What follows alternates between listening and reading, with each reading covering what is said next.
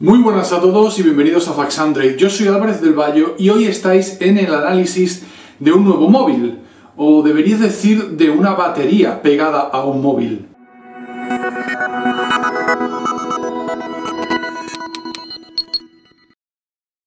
La batería es una de las características más importantes de cualquier móvil porque es la que nos permite utilizarlo, así de simple.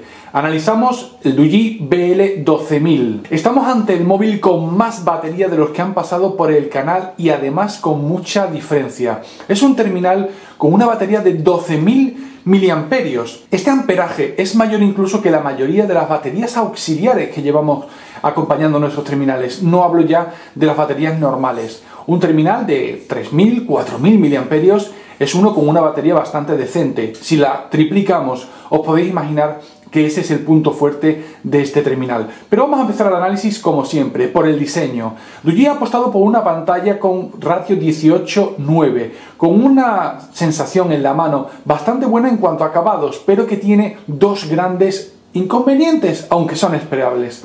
El primero es el grosor. Superamos el centímetro, aunque tiene un ligero bisel en la parte trasera para hacerlo un poquito más ergonómico. Además, los ángulos son bastante duros, bastante lineales, sin llegar a ser cortantes. Y sobre todo, estamos ante un terminal con un peso de nada menos que 300 gramos.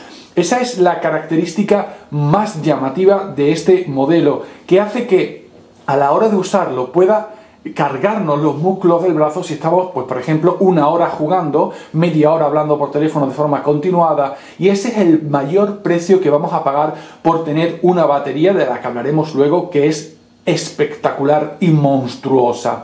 Luego tenemos dos cámaras delante, dos cámaras detrás. El acabado en cristal es bastante bueno en la parte trasera, tiene sensor de huellas también en esa localización.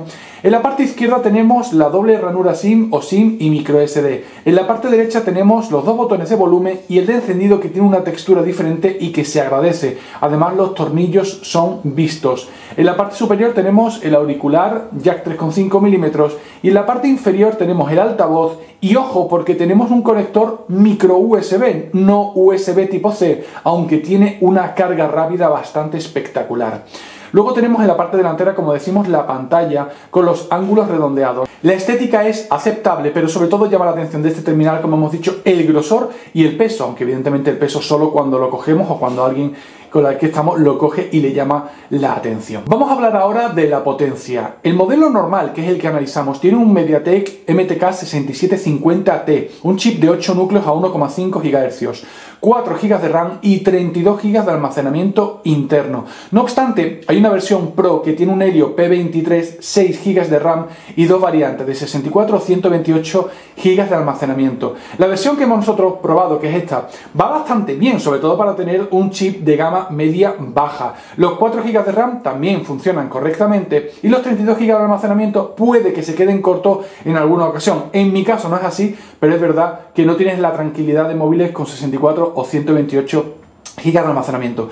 Hemos probado bastantes juegos. Es verdad que tardó un poquito en abrir algunos de ellos y que la GPU, el chip gráfico, no es nada del otro mundo, pero para juegos normales, incluso para Asphalt o Hearthstone, funciona de manera aceptable. Luego, aplicaciones como Inbox o Instagram, pues ahí se nota un poquito que el chip no es de gama alta, pero aún así es de los móviles que más nos ha gustado para tener este tipo de procesador. No es la potencia, eso sí, un apartado llamativo de este modelo, pero tampoco va a ser un inconveniente. Y eso no es poco decir.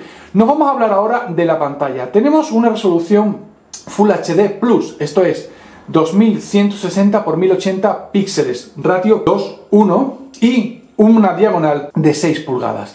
Si nos vamos a los ajustes, podremos configurar algunos aspectos, no demasiados, pero sí el Light Display, es decir, que pueda cambiar la temperatura de color en función de las circunstancias. Tenemos Miravisión para cambiar el contraste, para cambiar la nitidez. Podemos cambiar el tamaño de la fuente, el tamaño de la interfaz, y en la barra de navegación podemos elegir entre tener el botón de volver y el de multitarea a un lado o a otro. Pero ojo, porque aquí vamos a ponerle un inconveniente. Estos iconos, que están copiados claramente del Samsung Galaxy S8, son un error, porque como veis, en la parte inferior no se muestra la diferencia entre uno y otro. Sí, cuando nos vamos a la parte del home de los escritorios, pero tendrían que haber dejado los iconos normales o ponerlos del píxel, que sí que diferencia eso de manera un poquito más cómoda. Por otra parte, la pantalla no tiene demasiados problemas, pero sí es verdad que a la hora de hacer fotografías el brillo baja y es un poquito, pues, contraintuitivo. Tenemos que ponerlo en manual y no en automático, que es como lo solemos llevar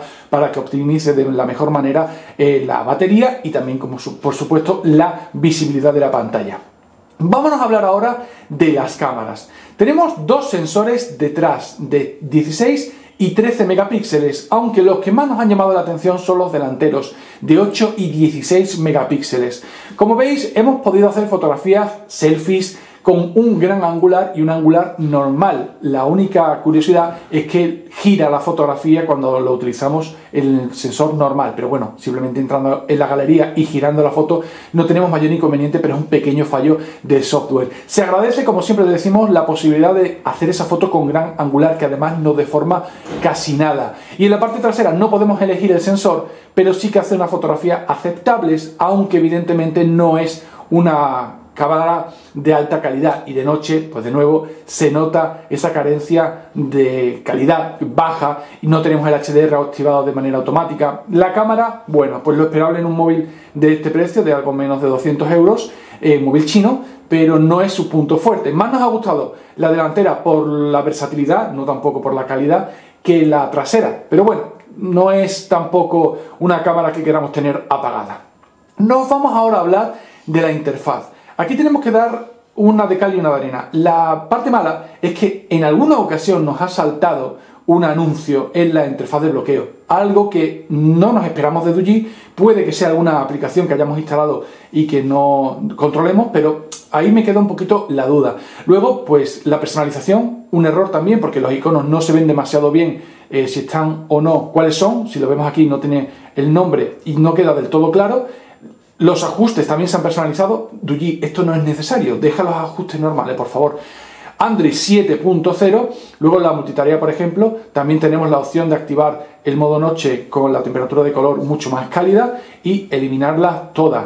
En las opciones podemos cambiar el fondo de pantalla, los widgets, los ajustes. Una personalización absurda, porque no vemos la mejora. Por lo menos los iconos no han cambiado demasiado, que ya eso es algo.